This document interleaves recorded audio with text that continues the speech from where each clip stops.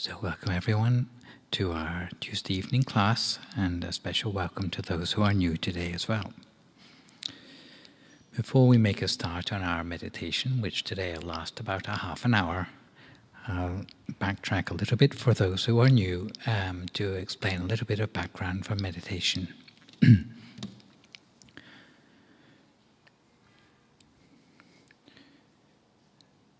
Meditation works with a part of ourselves which often we tend to neglect, and the reason we neglect it is because it's not so obvious what it looks like or what state it's in, because we can't see it with our naked eye.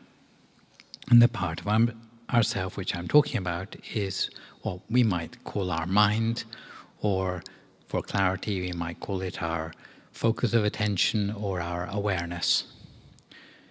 And the reason you might not think it's the mind is because it doesn't concern our brain or our nervous system, but it is more like our subjective sense of awareness, which for most of the day can be pulled away onto all the distractions in our life. And these days when we tend to feel at a loss if we don't have something to distract ourselves with, then it can be a constant bombardment with different stimuli and things to pay attention to the point that by the end of the day sometimes we feel quite mentally drained. So meditation is a method, a whole series of different methods, you might say, to take our awareness and bring it back from all those things in the outside world back to a place within ourselves, with the idea that for as long as the mind or the awareness is within the space of the body, the more it will calm down, relax and recharge the energy which we've lost from being attentive all day long. Anywhere in the body would do, but there are some special places. There is a special place within the body where, if we can connect with that place inside of ourselves, then it's a place where the maximum of benefit will occur. And the place I'm talking about is the little dot which you can see flashing on the screen, which is somewhere round about our solar plexus or at the center of our diaphragm. And the idea would be that we bring our awareness to that point as far as possible. Exactly how you do that will depend on the meditation technique which you use. And one method of meditation which you may have heard of is meditation on the breath, in which case you might put your attention on your breath and see as it goes all the way down within your body to a point where it turns around before coming back out again. Then it would lead your awareness down to that deepest point of your breath, which is also the center of your body at the level of your diaphragm. Unfortunately, that method means that you're always working with a sort of moving target, which can be slightly disconcerting for those who are new to meditation. And for this reason, generally, I recommend an even simpler method, which is to conjure up some sort of imaginary picture in your mind, which you can locate down at the center of your body. So you might think of something round and bright, perhaps like a picture of the sun shining, or the full moon, a star or a diamond, and imagine you see that picture down at the center of your body. For as long as the picture appears within yourself, and it doesn't matter if it's bright or vague, then you can be pretty sure that your awareness is also within the space of your body. The moment your mind slips away onto something else, then the picture will disappear. So it gives you very quick feedback about the quality of your awareness at any moment. Some people work better with a feeling than a picture, in which case you would feel that object within yourself rather than seeing it, and it would work in exactly the same way. As for the possible distraction of there being thoughts in the mind, sometimes we do our best to ignore the thoughts, and generally if you leave the thoughts alone, then they will die down into silence by themselves if you wait long enough. But for some people who may be here because they have a a real overload of thoughts, possibly to the point that you can't sleep well at night, or you have panic attacks or anxiety, then it may be that simply ignoring the thoughts won't be quick enough for you to get a good meditation. In which case I might recommend a shortcut to getting less thoughts in the mind, which is to use something known as a mantra, which you can see talked about at the bottom of the screen there, where you hear some sort of words repeatedly going through your mind. And an example of a mantra which is posted here is the words Samma Arahang, which you don't say out loud, but you hear coming up from within your mind as you go through the meditation. If you don't like that one, you can make up your own one, or you might already have a mantra from your own spiritual tradition which you could use instead of that. So you hear those words because the words are of a verbal nature, then they tend to cut through the thoughts more quickly than if you just try to ignore them. Yeah. Generally, in any meditation, we have two preliminaries, which are to make ourselves physically comfortable, first of all. Part of that is a process of relaxation, scanning down through our body to relax all the muscles. The other part is making sure that our posture is physically comfortable, but not so comfortable that we would fall asleep halfway through. So if we're sitting on a chair, then we tend to sit up fairly straight so that we can breathe easily, so that we can find the center of our body easily. If we're sitting on a meditation mat, then sitting generally in a half lotus position, and whether we're on a chair or on a meditation mat, the way to put our hands together is with the right hand on top of the left hand and the index finger of the right hand up against the thumb of the left hand. And having finger and thumb engaged gives us a little bit of a warning in case we ever get too sleepy halfway through the meditation. Then generally our finger will slip out of place. So that gives us a little bit of advance warning before we get too sleepy. So far so good. And if you get uncomfortable during the meditation, you just adjust your posture. There's no point in putting up with pain or discomfort. What we're really trying to do is to forget about our body where possible.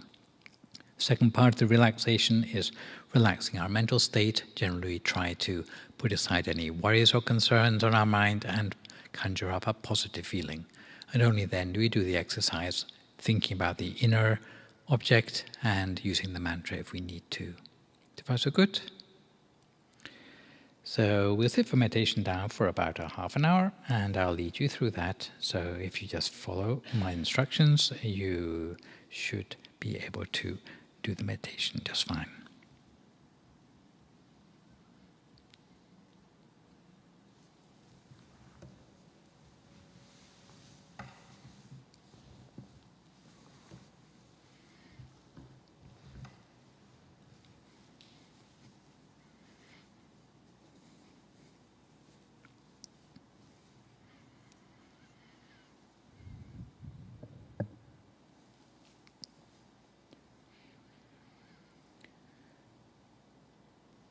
So if you'd like to settle yourself now for meditation and make sure you're comfortable enough to sit for a long, long time without having to move around too much.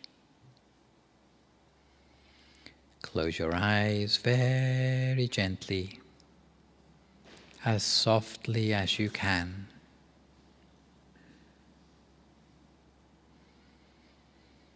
And to relax and to slow down, you can start by taking a few good deep breaths to yourself.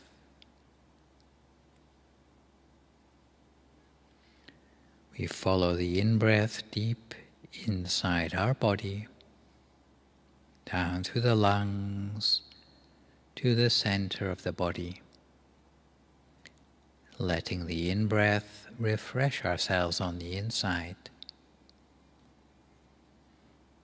We take note of the point where the in-breath turns around inside the body, because this is the point which we will return to as a focus for our awareness. And on the out-breath, we release all the tensions or the discomforts from the inside out.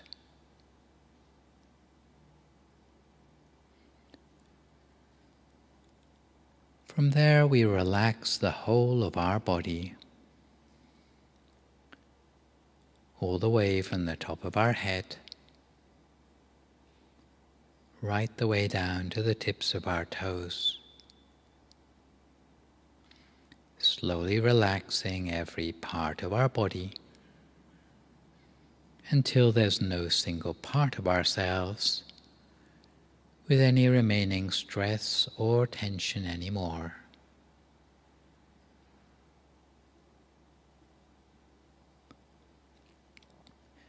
We release the tension and let it go,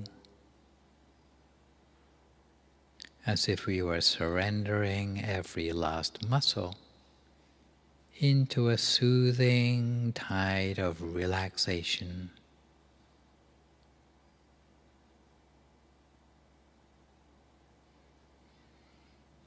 From there, we turn our attention to relax the mind as well.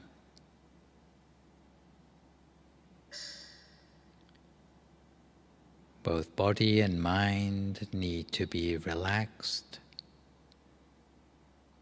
and although it may take a few moments, it's not that hard for us to achieve. We just need to be patient enough to allow both body and mind to relax thoroughly. We allow the mind to wind down by resting the consciousness or the awareness within the space of the body, softly and continuously. So we learn to rest our mind within the space of the body, softly, for a few moments.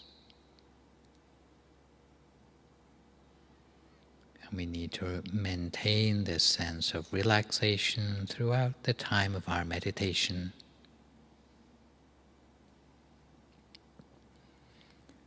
We check in with the center of the body once again by taking a deep breath down to its turning point, to remind ourselves of the location of the center of the body. All we need to do is to return the mind to its natural place of balance at the center of the body. And we treat ourselves to a few moments of quiet, touching gently with our awareness at the center of the body. Slowly, without any hurry at all, remaining tranquil and still the whole of the time.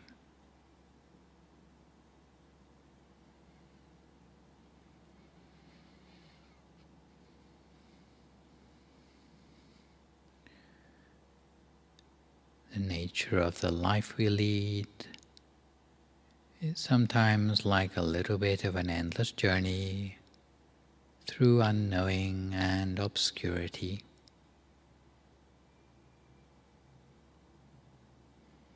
And although on the outside our lives are illuminated by the sun and the moon,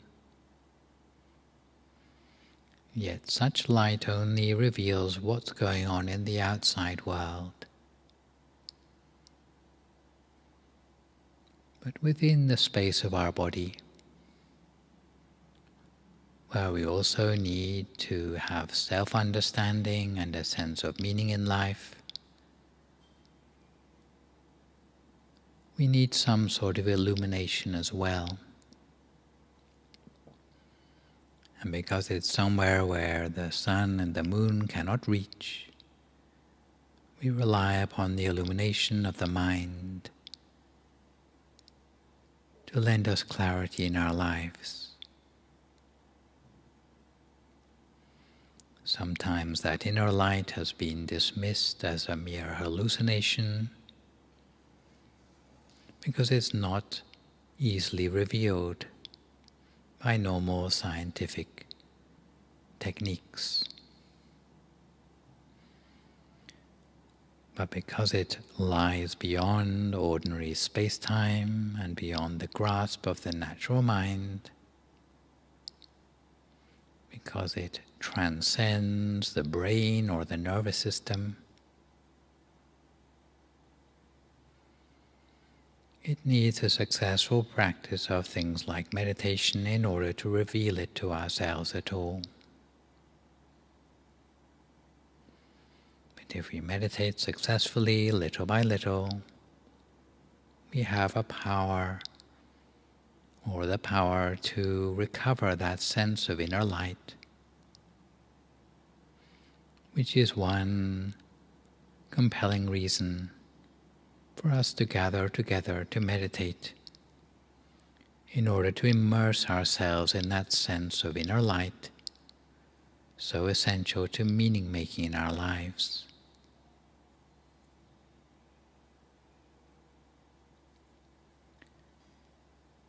Many of the wisdom traditions of the East offer us ways to cultivate that sense of inner light.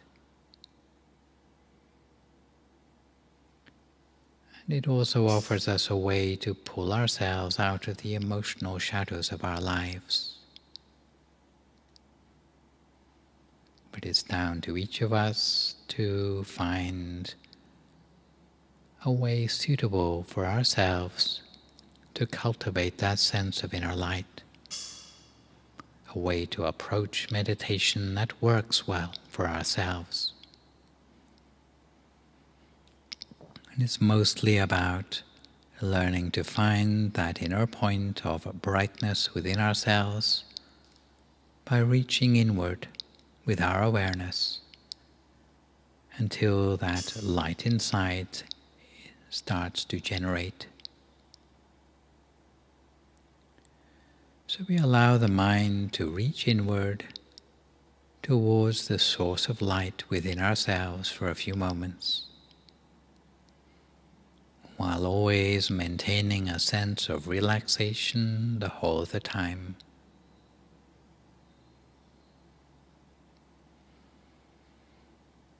As if there's a sort of inner awakening fueled by the sense of light within the mind. At this level of description, the shape of the mind, which gives rise to the brightness, is something spherical, a round sphere within ourselves that is self-illuminating. And by resting our mind at that point, the mind is illuminated by that inner source of light. And all we need to do is immerse our awareness in that bright, silvery inner light as it shines forth its radiance.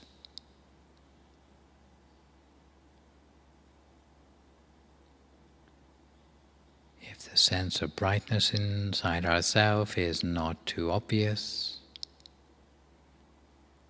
then we can encourage the brightness or initiate the brightness by reaching inwardly with our awareness. By reaching gently inside ourselves towards the inner light within the mind, at the center of the body, that sense of light within ourselves will foretell the arising of peace in the mind, like the light arising in the sky before dawn. And that inner light will reflect the real spherical nature of the mind itself. So we continue to connect with that inner sense of light, or the feeling that light is arising in the mind, as continuously as we can for as long as we can. And if there are thoughts that come up in the mind, because for some people the stream of thoughts is almost continuous, we can try our best to ignore those thoughts, at least for the time that we're meditating. But in the case that it's hard to find even a single break in the thoughts, in order to give ourselves that sense of peace and quiet, in such a case we may need to open up a space between the thoughts in the mind by making use of something known as a mantra, which is basically a word of some sort that we can repeat to ourselves silently, as if we hear the sound of it coming up from the center of our bright object. The traditional mantra for this meditation method are the words Samma Arahang, Samma Arahang, Samma Arahang. And we hear the sound of those words coming up as if like a silent music from the center of ourselves, or from the center of the bright object, over and over again, gently encouraging the mind to become free of thought, while at the same time linking our awareness more closely with this point at the center of the body.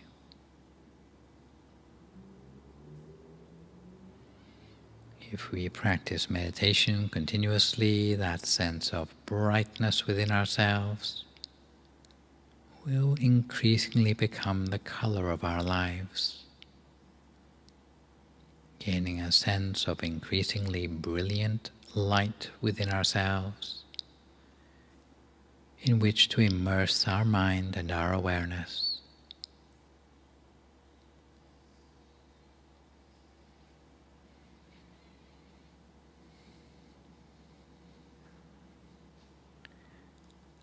If we're able to do this, then instead of having to seek out pleasure in many different places in the outside world, it will be as if we have a source of pleasure within ourselves, encapsulated in that light,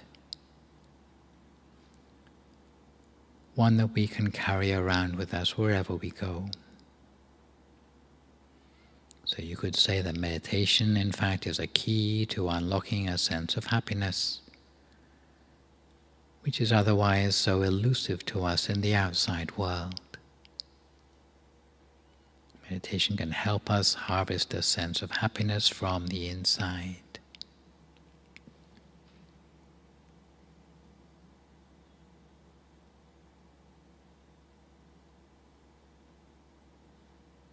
So for now, we let that sense of brightness, or the feeling of brightness from the inside, dispel any shadows from the mind,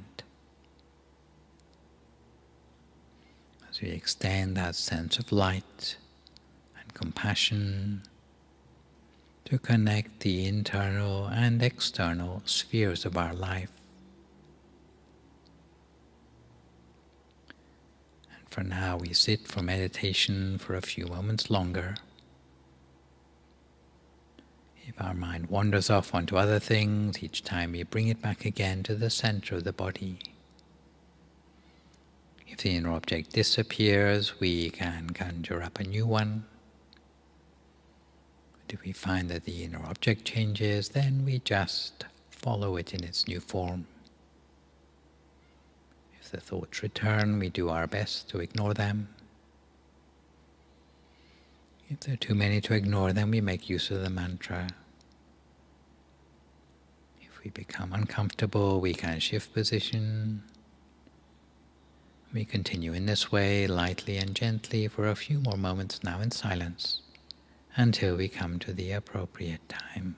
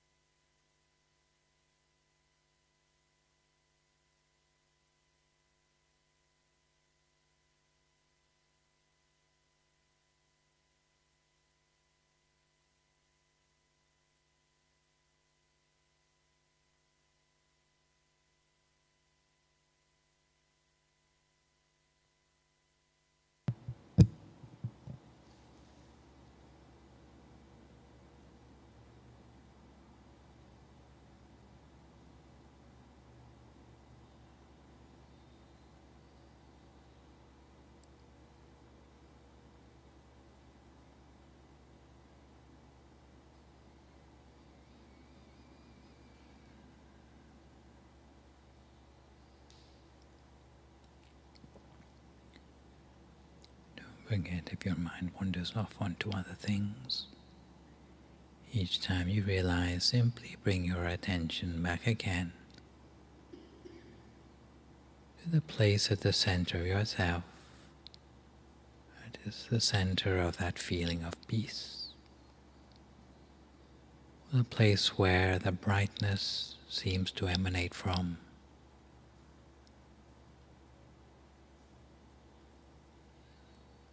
Meditation is mostly about building up a sense of focus of the mind, connecting and re-engaging with that point of peace within ourselves in order to recharge the energies of the mind, to give ourselves the downtime, to allow our awareness to rest from its normally busy life of constant bombardment with external stimuli. But at the end of our meditation practice, each time there's something that we can do to increase the potential of the mind still further, which is sharing what we've built up for ourselves at our center in a way that reaches out to all those other living beings around us with a sense of compassion and a sense of sharing our inner experience for those more than our own selfish self-interest. And the process of spreading the inner experience in this way is known as the spreading of loving kindness. So for those of you who feel able to work with the inner experience that you have already built up for yourself, at this time you might allow that inner sense of light to expand outwards from the center of your body, almost like a sphere, an aura or a halo, which is gradually enlarging in size, as if the volume of light is expanding from a small sphere inside ourselves, become a larger and larger one, expanding endlessly. We allow that inner light to shine outwards for the benefit of all other beings.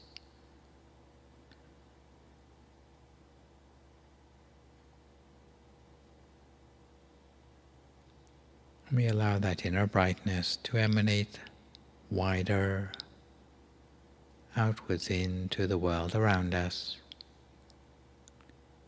sharing the benefits of our inner experience, our inner journey, from the inside out with all those other living beings, on the level of the building, neighborhood, town and city, county, country, continent, until that sense of inner peace, inner brightness extends across the whole of our planet, with the wish that wherever this light extends, may it extend with harmony, peace, and with the good intention that all living beings on our planet be well and happy, free from suffering, live together in peace and harmony. We extend our inner experience from the inside out as widely as we can for the last few moments of our practice together until we come to the appropriate time.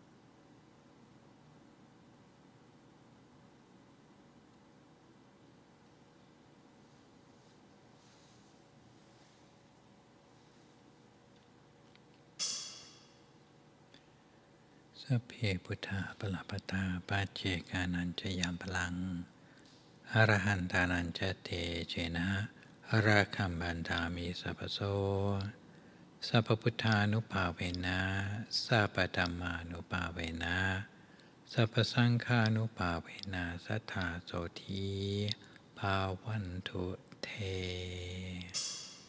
So if you'd like to come to the end of your meditation for this evening, you can gradually open your eyes again. If you feel at all uncomfortable, then slowly try changing to a more comfortable position before gradually finishing your practice.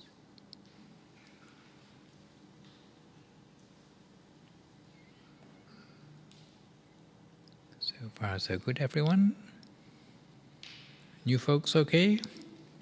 Has something to focus on the inside? Oh, 2 thumbs, okay, 2 thumbs up.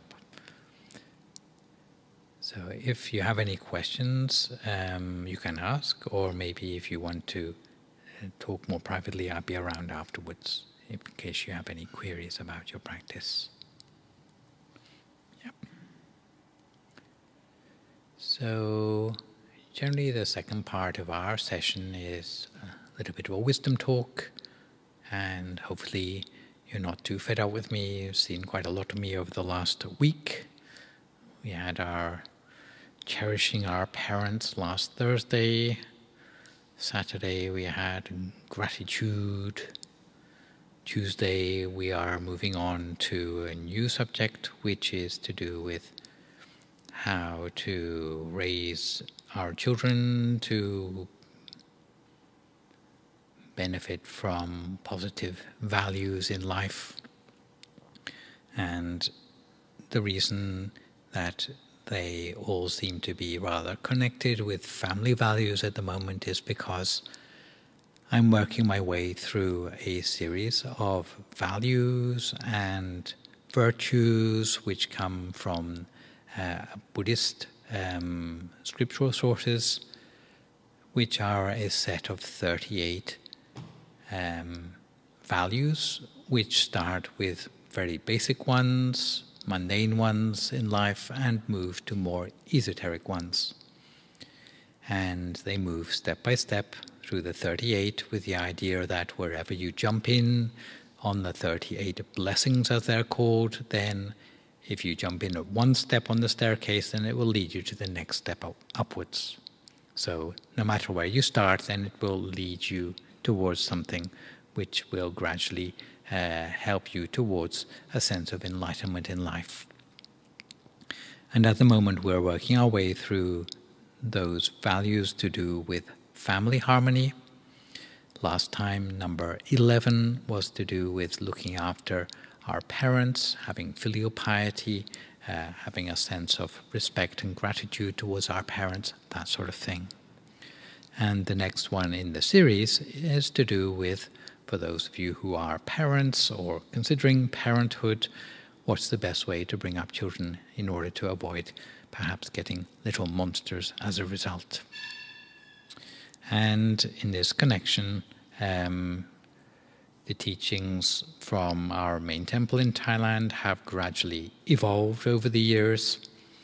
In the old days, they used to be quite strict, rather Victorian with children, and the reason for that is that even within the very traditional Buddhist scriptures, they usually are fairly sort of unrelenting with their children. There's a sort of tough love message which comes from the Jataka stories about spare the rod and spoil the child, but these days you might find that this is rather inappropriate because most places the laws have changed since I was a child anyway. No more corporal punishment, that sort of thing. And in the same way, the temple teachings have become gentler, you may be pleased to hear. And in the way to express your concern for your children now is by spending more time with them. Yes. So you might wonder, yes, the two books which I have up on the screen, on the left is the book from 2007, The Warm-Hearted Family. At that time, they still were pretty keen on punishing your children if they did wrong things. By the following year, 2008, they moved on to spending more time with your children and cutting out the punishment bit. Yeah. So this is where it's at. This is where the knowledge is at in our temple at the moment. So I've had to do a little bit of a rewrite, and I hope the message of bringing up one's children will be a little bit more in line with positive psychology these days. So you might think, well, what's a monk got to share with us? Monks are the ones who have opted out of raising their own families after all, so without any skin in the game, probably we're wasting our time listening to a monk talking about these sorts of subjects. But within Buddhism, the actual definition of who might qualify as our children is quite a wide definition. Of course, it includes children born of our own flesh, but even for those of us who have a lot of, let's say, staff living on our property, our children would include anyone who's born on our property. So if you think about employees, families, if you're an employer, then it would include them too. We would need to have the same sense of concern for them. It might include those we have adopted. And as far as monks are concerned, they would even include those who are our students. So the same sort of concern and wish to cherish those who we are nurturing in their upbringing should apply to all those categories. So by the word children, in fact, it's a very broad definition. It even includes those who monks might have to look after. So the idea of bringing up children would be that apart from bringing up children to be physically strong and healthy, that we would also instill good habits in the children who we look after. And what we'll be looking at today is much to do with the qualities that we would hope to instill in children who we are responsible for. And generally there would be three qualities which we would like to see in any children. Purity, so like not selfish, that sort of thing. Wisdom, and also compassion. But exactly how you get those quite lofty ideals into your heart and mind generally comes via much more basic qualities. And the sort of thing I'm talking about, in order to reach those things like purity, wisdom, and compassion, are much more basic things, especially coming down to things like learning what is the difference between need and want, or learning moderation through the way we deal with very basic necessities in life, like the clothes we wear, the food we eat, the accommodation we use, or the medicine we use to treat any illnesses that we have.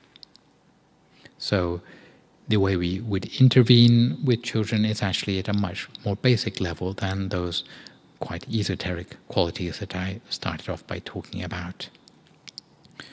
For example, even from a time when your children are still in the cradle, the way you feed your children can affect their habits. For example, some people just let their children cry when they're hungry and ignore them completely. So what would children be learning from that experience from an early age? Just let them cry until they cry themselves to sleep.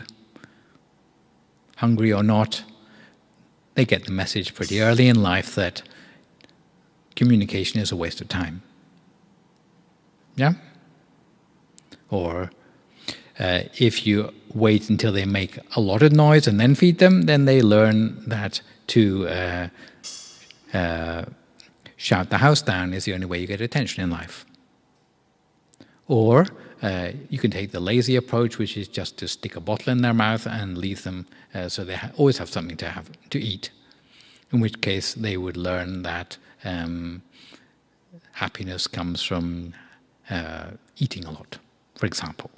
So one way or another, if you, from an early age, let's say you respect regular, predictable meal times, then you get a much less temperamental child, even from a time that they're not yet talking to you.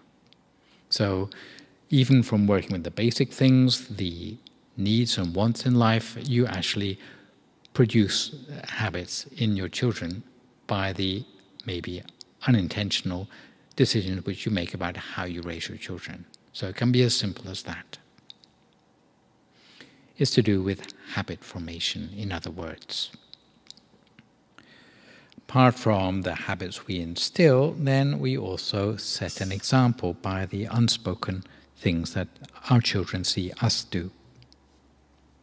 Especially the way we speak, the way we use our time, the standards of cleanliness that we set, or how organized we are. For example, we've already studied a little bit about speaking effectively, but let's say if we speak to strangers with the same care and politeness and truthfulness and good intentions that we would speak to our friends, if our children see that sort of example set, then they would also want to follow our example. Not like you speak to your friends one way and just shout at strangers or something. Yeah. Use of time.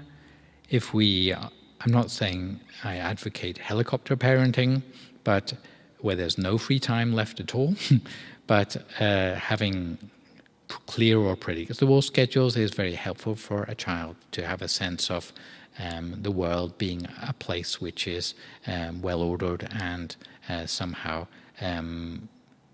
something you can be in control of. A third way to do with cleanliness, as well as for their own health and social acceptability in general, learning to be clean, whether it be showering, the way they look after their hair or their dental health, washing of the hands. Personal hygiene habits provide an important source of self-esteem for a child. If not in their own eyes, then certainly in the eyes of others. And last but not least, how organized we are. Children who are unable to organize themselves, especially time-wise, will find it very hard to work as a team or to plan things in advance in their future if they're just left completely to their own devices. So consciously or unconsciously, children pick up habits from the examples they see. And this is why it's not good enough for parents to say, do what I say, not what I do.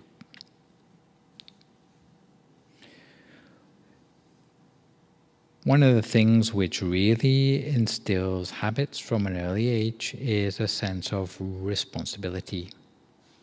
And there's a teaching in the Buddhist scriptures which goes something like, one reaps the fruit of the seed one sows.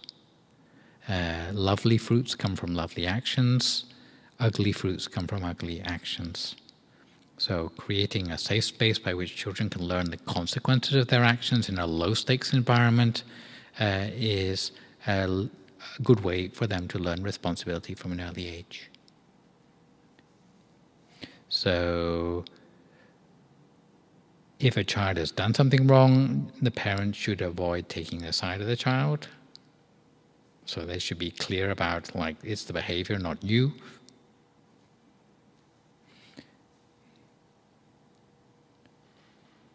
And parents need to be able to dare to discipline the children if they have done something wrong in an appropriate way. Usually what children do that might be wrong starts out as something unintentional. which would be rather blundering and sort of easy to detect, and might be like throwing down a cup or pinching a friend's arm or causing an angry scene. And if you can correct what they've done wrong at the mistake stage, then it won't escalate into something more devious, which is harder to correct at a later time. And also, if you need to make some sort of course adjustment, you need to get them pretty soon after they've done it, because children have quite short-term memories concerning things they've done and the possible outcomes of them. So there's no point in punishing a child for something they did yesterday. If they become accustomed to certain bad things which they've done, then it's going to be much harder to change that later on. So, a parent has sometimes been compared to an actor who needs to switch roles at the drop of a hat. And you might think being a parent is just like about being nice to your children or something, but in fact there are as many as 4 different roles which a parent might need to play. The first is as a teacher to the child. You might think going to school they would already get that, but many things to do with personal habits, you are still their first teacher, because you're their the first place they start learning from even before they go to school. So as a first teacher, you need to foster what is best in them, to give them the right outlook in life. The second thing is you might need to be the moral conscience for your child, to give them the logic of integrity in their life.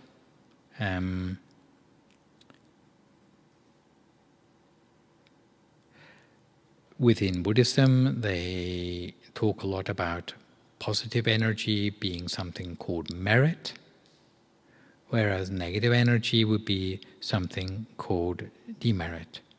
So within Buddhist culture, for children it's very useful to talk about the difference between those, how it feels for themselves and for the other people on the receiving end of good or bad actions.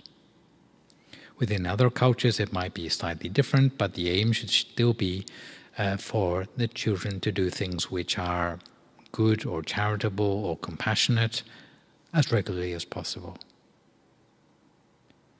so that they can start to distinguish between what is right or wrong behaviors.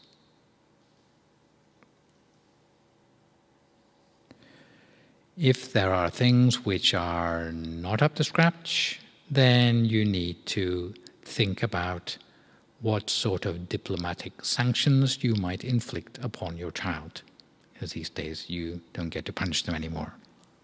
And if the parents of the child can be on the same page in this, then it's much simpler for the children to understand. So what would be the proportionate rewards or punishments for any particular level of good or bad things which the children might do. Withdrawing prizes is more humane than giving punishments, which should really only be used as a last resort. So if there's a clear economy of justice for the child, it prevents the parents lashing out in anger, which is generally a bad idea.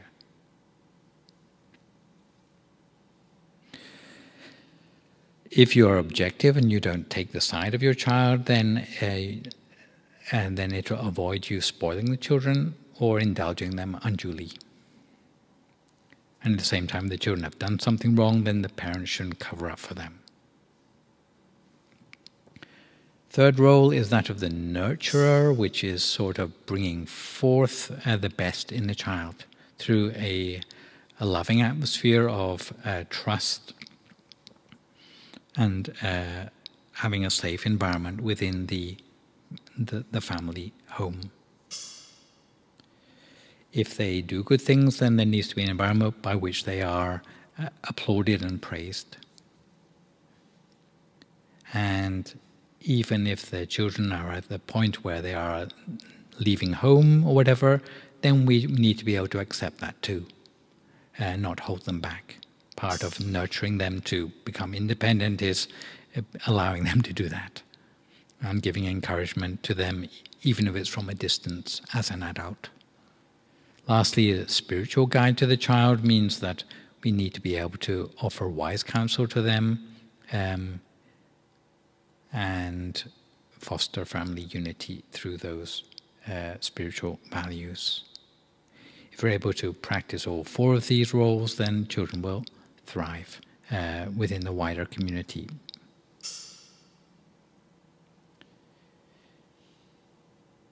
Traditionally within Buddhism, there are different elements to good upbringing which come to us again from the Sigalovada Sutta, which you have heard from me a few times already. Not allowing children to err into unwholesome behaviors, establishing them in wholesome behaviors, and also keeping a close eye on the sort of friends our children have.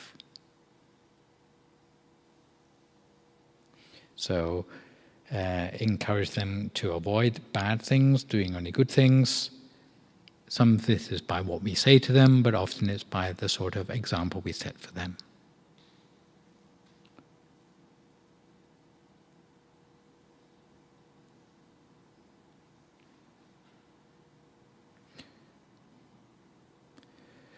Sometimes if the children ask too much of us, instead of saying no, it's better to say, let me think about that. It's a sort of softer approach. And then maybe later on they'll learn that that is what they've asked for is not convenient.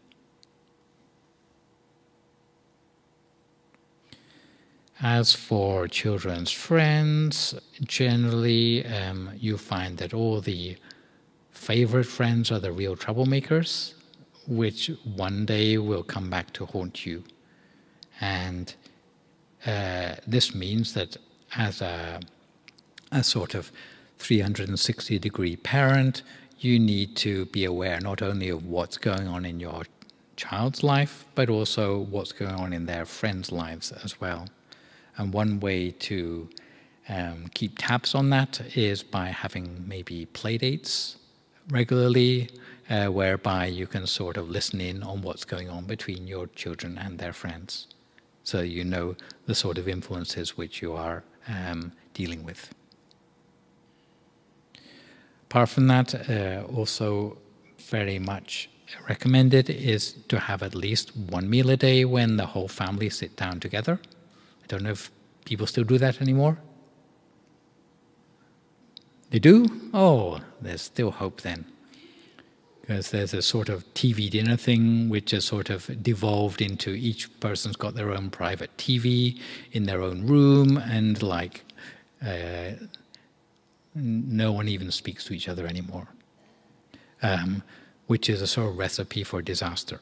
So having a meal together once a day is really helpful because if your children have done something wrong, let's say they have started shoplifting or smoking or telling lies, generally there will be some indications of guilt on their face, which you will notice in the beginning, and then those indications will become less and less obvious.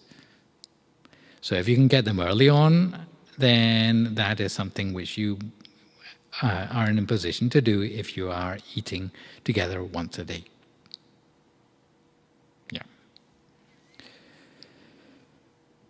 Apart from that, there is also the gentle art of something known as polite conversation, which you can also get from eating together. And some topics for conversation starters that might be useful in order to sort of raise a sort of ethical issues might be things like standing on one's own 2 feet financially, the dangers of peer pressure, or the real dangers of dangerous living.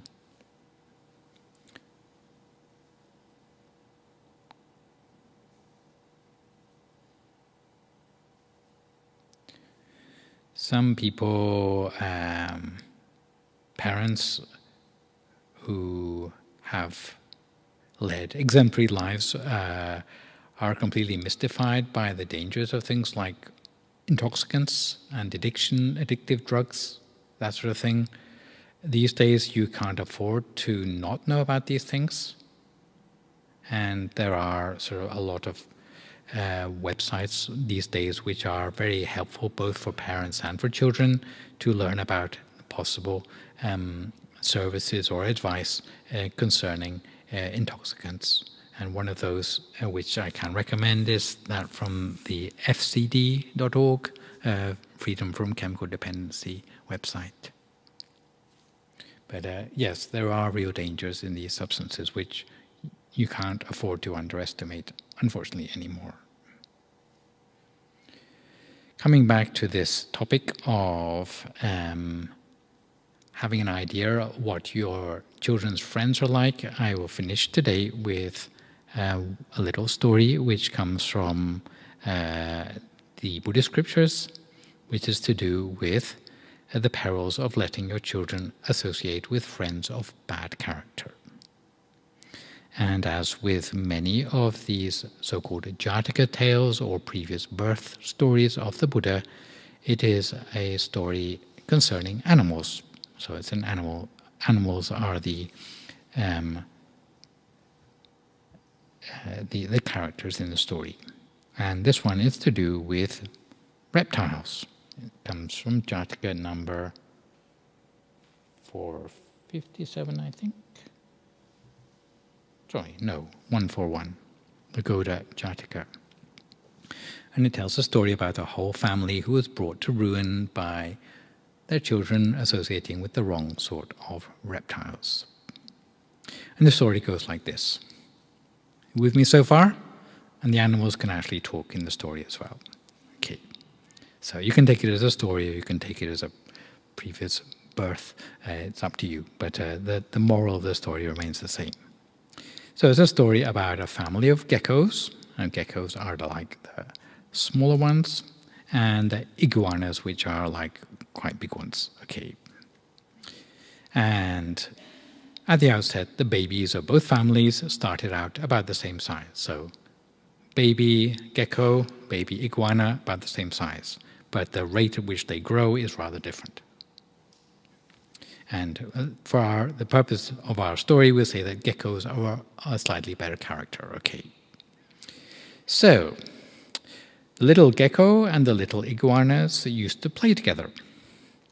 And the father of the gecko, so like the smaller one, says to his son, don't play games with the iguanas because those lot are of a different grade.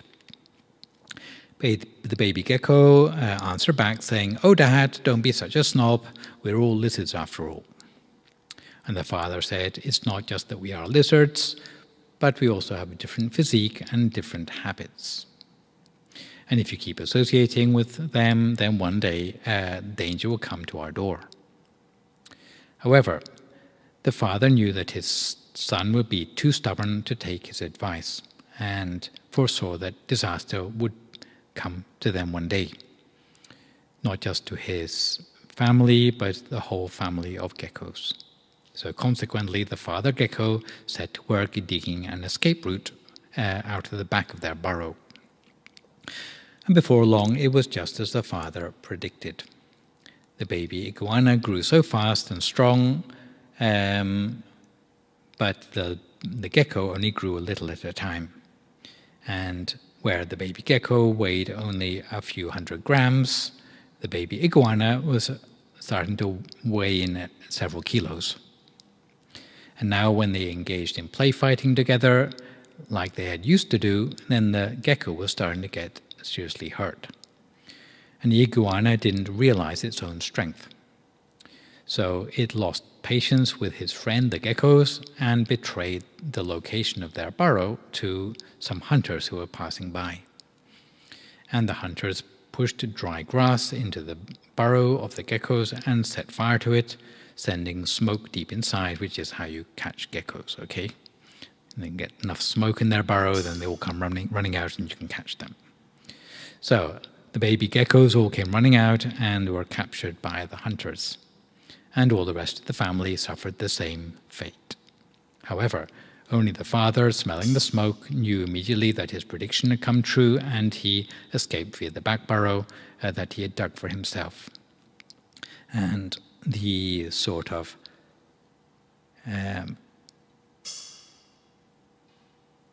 the conclusion to the story which the Buddha gave was that those characters in the previous story, or the story of the previous birth, in this present lifetime had the baby iguana, so the big tough bully one, had been a monk who had tried to sort of fragment and deharmonize the monastic community in the present lifetime, whereas the baby gecko was one monk that had associated with that one, whereas the father one was the Buddha himself. Yeah.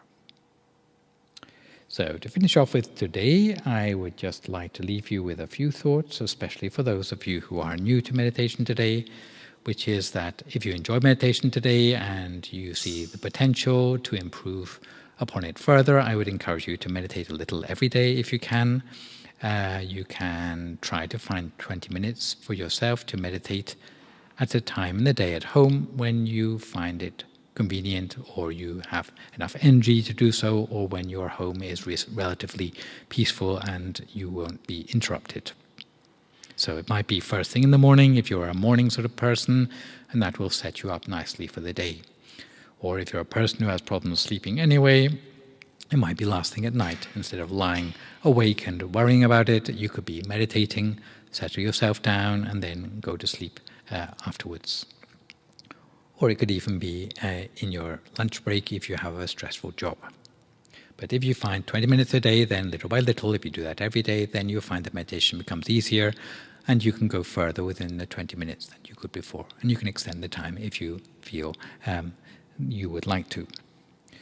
If you find difficulty remembering how to meditate, there is an app for that, known as Mind Gem, which you can download onto your mobile phone and listen to audio instructions for meditation from various monks in our tradition who have different approaches and different lengths of meditation which you can choose from. And there's even a timer on that which you can time your meditation as well, so that you have a soothing tone to bring you out of your meditation at the end of half an hour or whatever.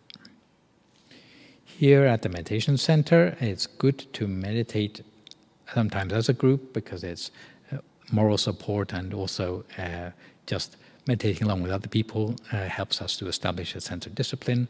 There are classes here on Tuesdays and Thursdays in person.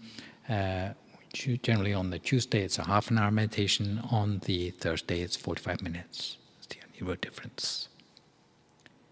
And for those who like to meditate from the comfort of their home, but with some sense of meditating along with others, every Saturday via Zoom, there is an online meditation between 7 and 8 p.m., which you can follow along with. There's a meditation and a wisdom talk as within that hour schedule. And apart from that, we also have once a month something known as the Fumu Meditation, which is a little bit of a ceremony as part of the meditation as well, usually candle lighting. The one coming up in May, which is on the 15th of May, aligns with something known as the Buddha's birthday. So we actually will have a big candle lighting ceremony here, which you can join with in person, or you can join online, depending on what you like. But we will have a ceremony outside as well as part of that, with lighting candle lanterns outside, which should be fun, the sort of thing you might even like to bring your family along to. For those young men who might like to try out being a monk, there's the opportunity to do that in the month of June, either for 4 weeks or, if at a pinch, 2 weeks. And I believe the latest word on that is that the venue will be Denmark, our center in Denmark, where you can become a monk and camp and lead a disciplined life for 2 weeks, to try that out for yourself as happens for once a year normally, but we have not been able to hold it for obvious reasons for the last 2 years, so we are coming back to that activity again. And the next weekend meditation retreat coming up here, Friday, Saturday, Sunday, will be between the 8th and 10th of July, and at the moment we are looking into alternative venues to have a change of scene for those who maybe been on lots of meditation retreats here already and are looking for a change of scene. Finally, that is all I have for you this evening, but if there are any questions at this point, I would be happy to hear any, try to respond to those, or if you have any feedback or comments, also it's a good time to share that.